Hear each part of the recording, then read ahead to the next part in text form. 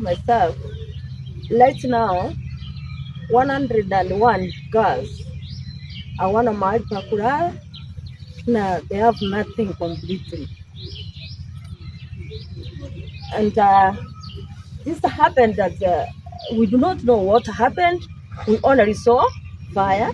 We tried the best we could, and we could not manage. But our girls are safe, though they don't have where to sleep. They don't have anything completely.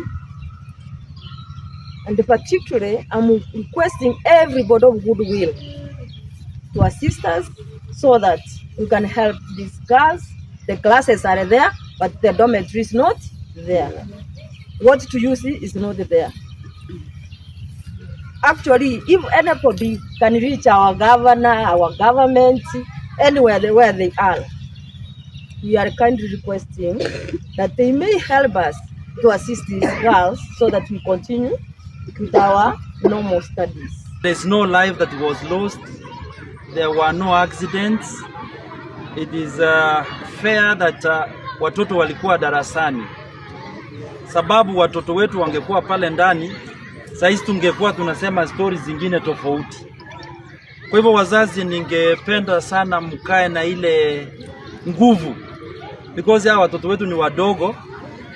Msikunje nyuso sana. Mkikunja nyuso sana, hao watoto hata wataogopa sana, because ile moshi waliona, hata moto haikutokea juu, because tulifika hapa mapema. So lazima njia itafutwe, ile dom irekebishwe, wapate beds, wapate mattresses and their personal effects. So vile sister alisema, tunaomba wahisani, wale ambao wamesikia wito huu.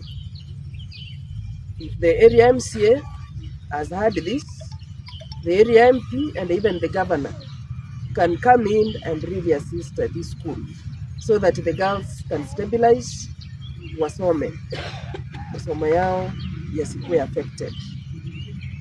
So nimejaribu kuongea na sister hapa, nikimuulizia kama shule